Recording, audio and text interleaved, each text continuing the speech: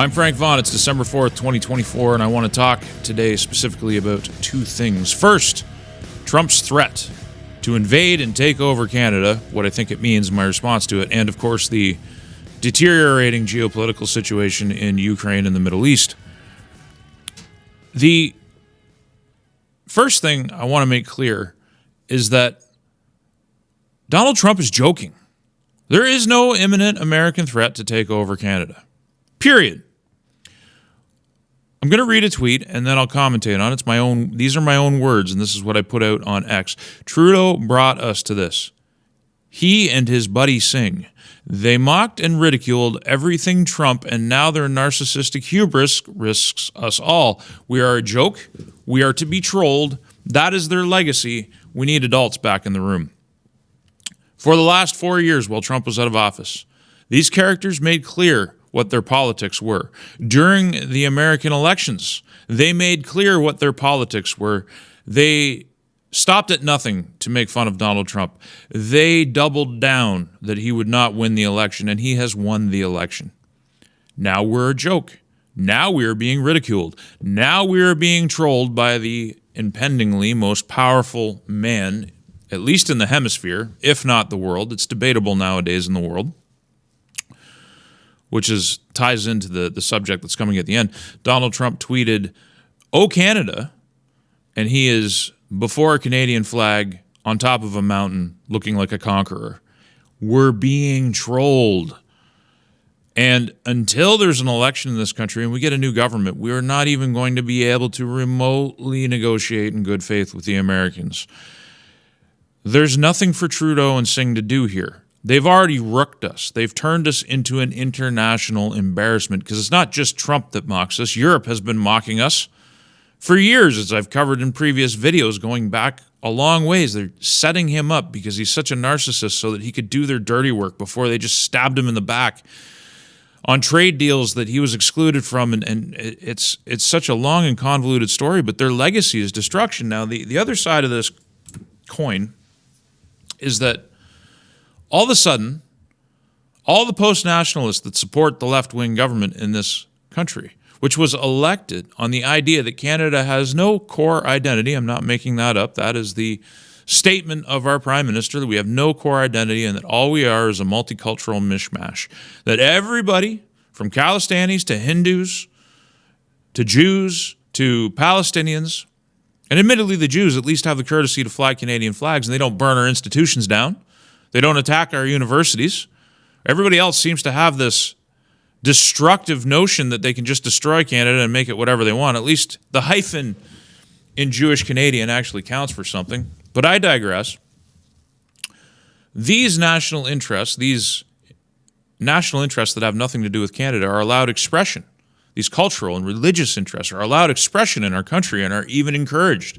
We have shrines built to the rainbow flag, which is one of the most bizarre social phenomenons to ever sweep a nation. But when we did the Freedom Convoy in actual support of people's individual liberty and rights, those people are still being processed through the court system and put in jail. It was the only movement that was just Canadian flags, wall to wall. It was the only movement about Canada, the core of Canada. And it was targeted, demeaned. The military was deployed on it, and it was destroyed. Meanwhile, all these other people, they get free reign. They get the cops bringing them coffee and donuts. They get official endorsement and support. So these very same people who have done this all of a sudden have rediscovered that they're nationalists. They don't even know what that means, but all of a sudden they're dressing themselves up in the Canadian flag. And basically the collective clarion call is, we are not Americans. We will never be Americans. That is our identity. We're not America.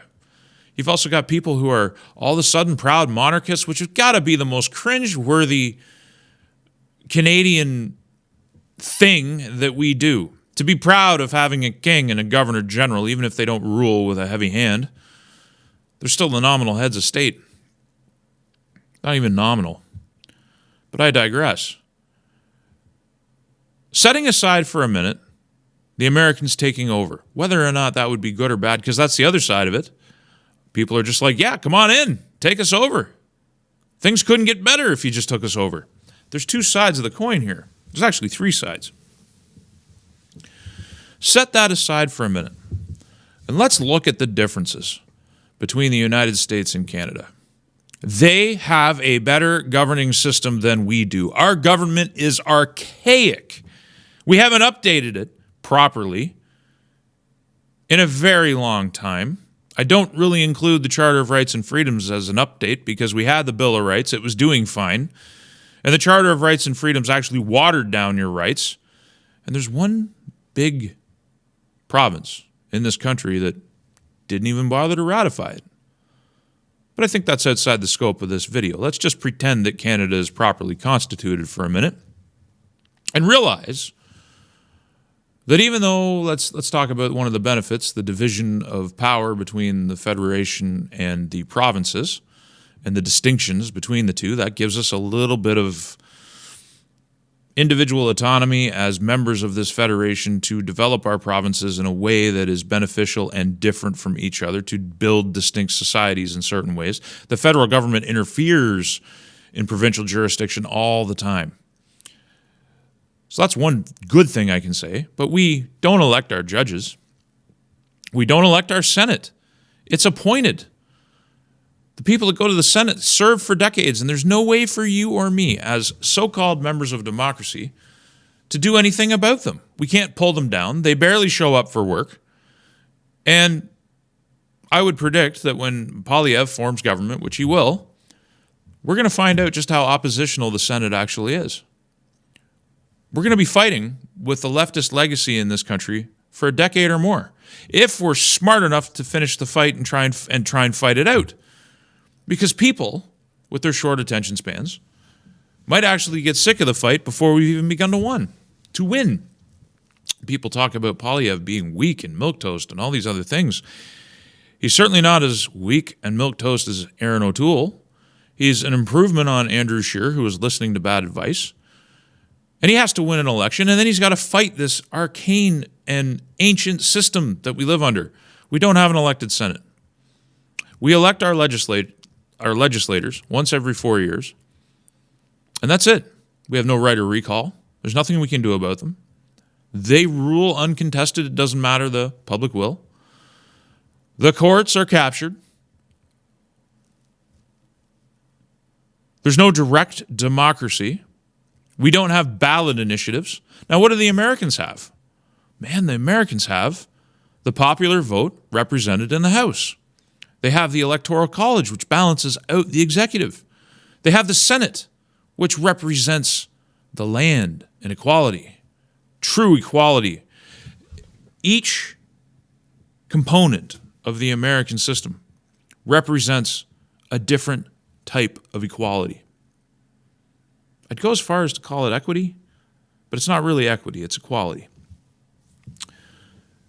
They elect their sheriffs. They elect their judges. The states have more rights. The states have their own houses. They have their own governors.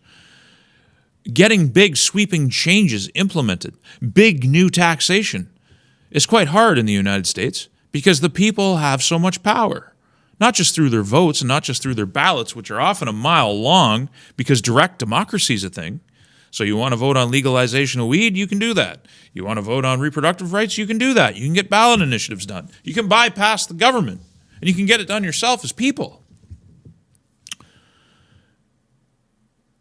That's just scratching the surface of how brilliantly designed the United States Republic actually is. And it has its problems too, but nowhere near as many as this corrupt country that we live in. And look, I get that you care about Canadian sovereignty. I understand.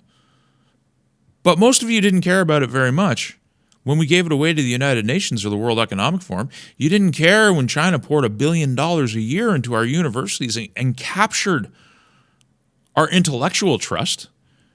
You didn't care about it when the Chinese Communist Party was buying up our mineral wealth, deploying their agents on our soil, opening police stations to harass Canadian citizens. You didn't care about that. You didn't care before that when it was the Americans buying everything up. You didn't care when Diefenbaker destroyed our aerospace industry and started the deconstruction of the once powerful Canadian military. You didn't care as the post-national state was declared by Trudeau and his ally Singh. where they said that every culture in the world mattered except for yours. But now, because Donald Trump is making jokes and trolling you, you care all of a sudden? You're all of a sudden for God and King? Look at what we did to our national anthem. Look at the assault on God and King. And all of a sudden you people flip your script and now you're loyalists? It's absurd. The Americans aren't taking over. Period. Worry more about China. Worry about the WEF. Worry about the United Nations. We're being mocked and ridiculed. We're reaping what Trudeau and Singh have sown. The United States doesn't want us. They've got debt problems and systemic problems of their own. Why would they want to add ours in there? Doesn't make any sense. So everybody just needs to calm down and gain some perspective. Much more importantly is this geopolitical situation in Ukraine. Now I'm gonna edit in a video. I'm not gonna put it on screen right now. I usually do this stuff live, but I'm gonna show you the collapsing Ukrainian front line. It's only gonna get worse because Ukraine can't win the war. They don't have enough bodies. They've killed all their young men, and they're looking to kill even more younger men in a vain effort to try and stop what is happening, which is the Russian victory. Zelensky is very unpopular. He couldn't survive the next election to save his life. His support is roughly 16%, the last poll that I read. And the vast majority, we're talking 2/3 of the Ukrainian population wants peace more than anything. They want to get back to the table. They want to get the war done. It's the same in the United States. Public opinion is shifting because people are actually waking up to the reality of how much danger we are in right now. Those missiles that everybody talks about that are being launched into Russia, it's NATO troops that are firing those missiles at the behest of Ukraine, but the logistical support, it's their finger on the button. Today I read about how the Russians fired warning shots at a German helicopter that was flying too close to one of their boats. Anything goes wrong right now and it starts the spiral of escalation. The spiral of escalation is already ongoing, but there's a very definitive marker in time, the point of no return, which we have not yet reached. You've heard about the Russians using, and I don't know if the media has really explained this too well, and I honestly don't know if it's been explained that well in the alternative media either, because I haven't read a lot of analysis on it. But these missiles, called Oreshniks, if I'm pronouncing that right, they go into space. They fly at Mach 10 plus. Every one contains within it multiple independently targetable re-entry vehicles. What that means is that there are many projectiles in one missile, and each one of them can be targeted. What the Russians did was they completely obliterated a missile factory in Ukraine. The kinetic energy that these are capable of unleashing without nuclear anything involved, without splitting atoms, is the equivalent of tactical nuclear weapons. They can hit any capital in the world that they want. They can hit anywhere in the world. They can hit the Minuteman silos in Montana in 15 minutes. They can hit London, and I think it's 20. They can obliterate the Ukrainian government whenever they choose. And you might ask, well, why haven't they if that's true? Because they don't want to end the world. The Russians don't want to rule over the ashes. They're not doing the escalation thing that NATO's doing, which is trying to goad them into starting this war's post-point of no return phase. They're exercising restraint, and they're winning the war. These Oreshniks are game changers, just like the other missiles. Nobody in the world has missile technology as good as the Russians do right now. All those strike groups, all those carriers, they don't have a single defensive system that can stop the Oreshniks from sinking them all. All those F-35s, all those planes, all the thousands of people and lives that are on those carriers sailing around the world, every single one of them can be on the bottom of the ocean, and all the Russians have to do is will it. They just need to know the location data, and boom, it's done. There's no defense. Those cool little Gatling guns that you see and all the different technologies on the Gerald Ford, none of it can do a damn thing about these Oreshniks. So that's where we're at. A hot war. It's the end of everything. Now we move our attention south, where Turkish intelligence is directing a drive against the Syrian government. You have American warthogs doing strafing runs against Iranian and Russian-backed forces of Assad and their allies. The Russians are flying aerial missions, doing bombing runs. And the Americans are doing strafing missions against Russian-backed forces. They're flying in the same space, shooting at each other's proxies. How long can this go on? How many days can we keep doing this before a point of no return event is reached? I've talked about before how we're not the good guys here, and maybe there are no good guys. Let's take that off the table. Let's say the Russians are bad and we're bad. Let's say we're not bad, we're just competing interests. Let's look at the facts. There was a properly constituted Ukrainian government in 2013 under Yanukovych.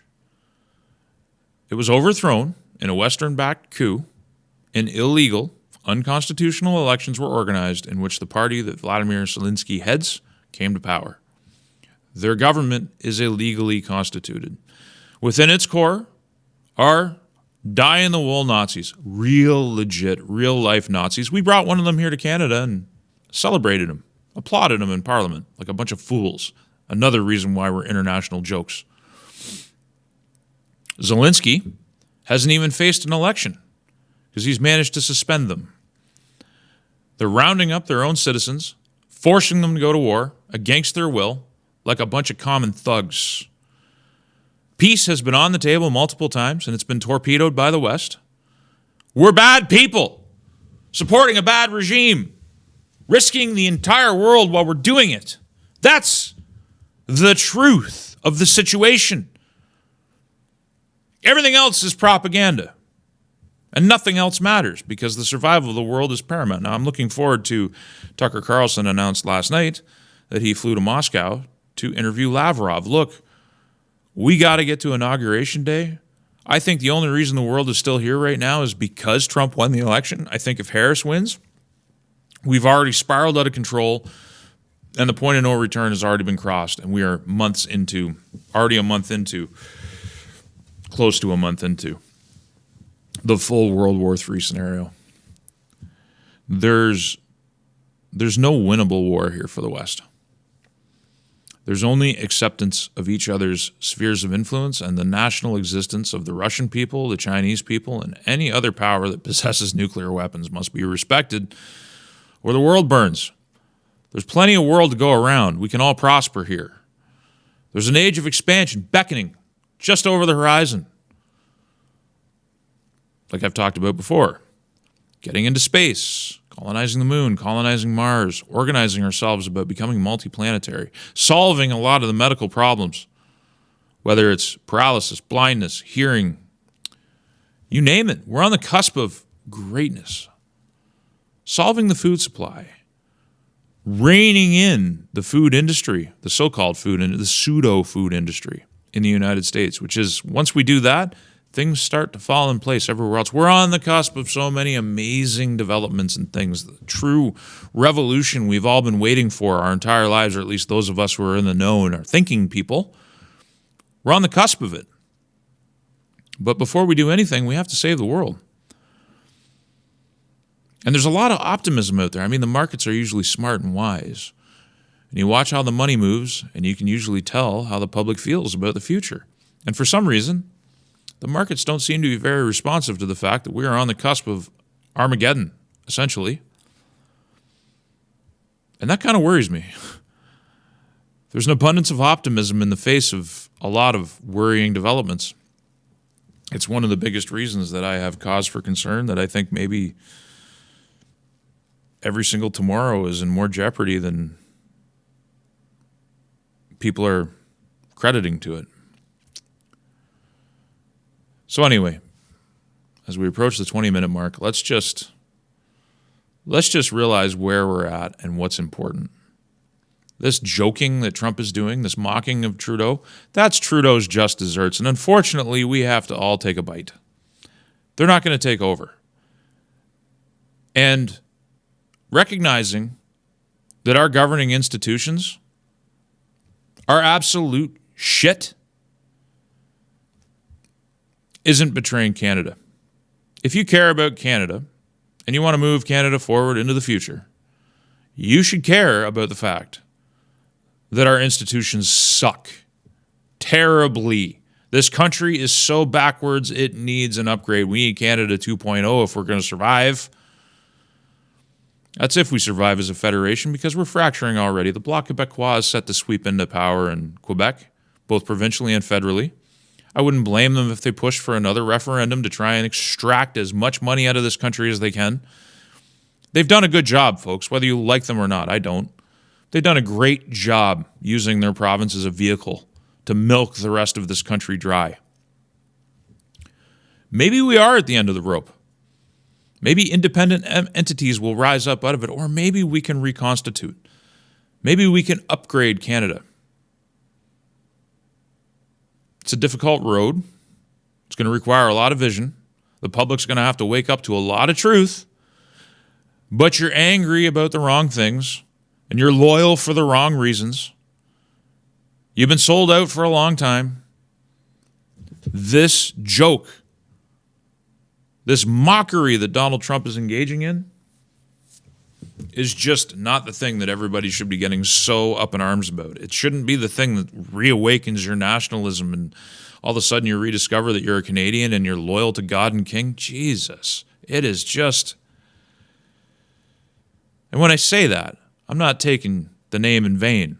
It's like a silent prayer. I cannot believe, I should say a spoken prayer. I cannot believe how foolish we are, how reactive we are, how emotional we are. It's like we can't think.